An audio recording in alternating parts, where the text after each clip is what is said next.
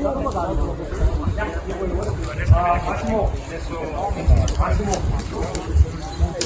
è trattato e si tratta ancora adesso purtroppo di estrarre le vittime da questa cabina che ha fatto un volo impressionante, poi è rotolata lungo il pendio, per cui insomma potete immaginare le condizioni delle lamiere e lo scenario insomma è particolarmente complicato. Le parole del padovano Walter Milan nell'inferno di Stresa.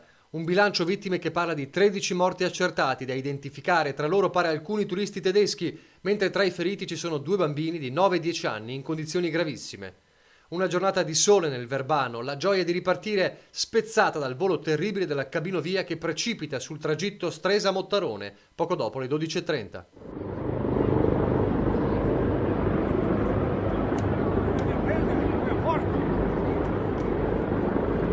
Soccorso alpino, SUEM, Vigili del Fuoco, Carabinieri, Guardia di Finanza, una risposta immediata, ma lo scenario era già tragico. Tutti al lavoro, anche per dare aiuto ai feriti.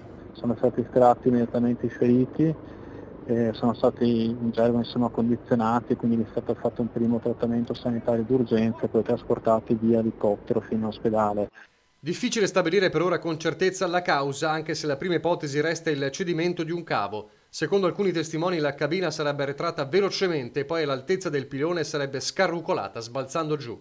Anche per un abituato a situazioni del genere come Walter, il lavoro è stato difficile. Vengono in mente altri fatti simili che sono successi in passato, altri incidenti gravi in cabina-via, per dire insomma, anche se poi i fatti furono diversi, viene in mente il Cernizia, però insomma fortunatamente sono casi molto molto rari.